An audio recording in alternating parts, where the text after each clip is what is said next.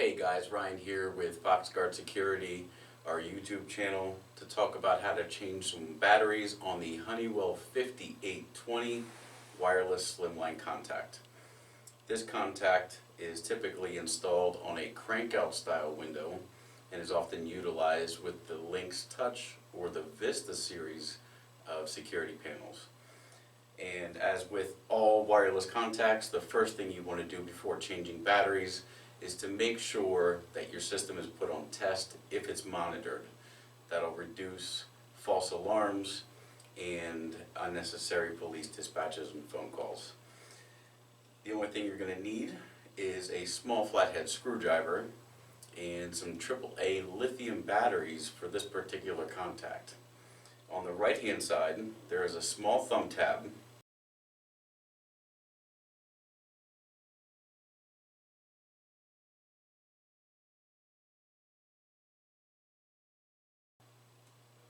that you're going to use to release this top cover of the contact by inserting that screwdriver gently and prying down, and this top will come off, bottom will stay on the window, and the battery will likely stay inserted into this contact.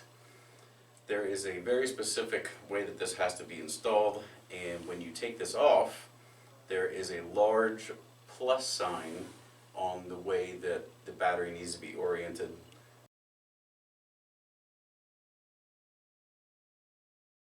And it actually points at this little tamper switch, so that can also be a reminder. On the new battery, it's a good practice to write the date with a black Sharpie marker. That way, if you're replacing these every 3 months, or if you replace them in 3 years, you have a general point of reference to know when the last time you did it was.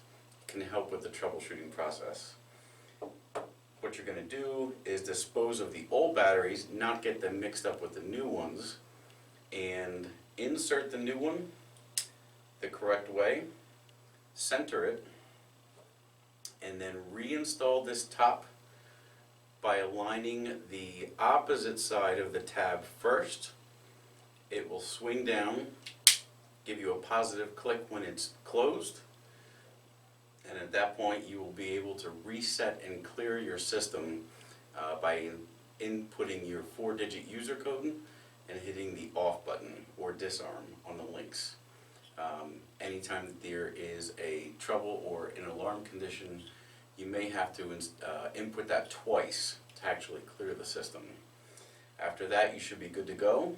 It's a good practice to change all your batteries at the same time, and we're going to have a lot more content like this. This is just the beginning here for us, showing you how to maintain some of your system.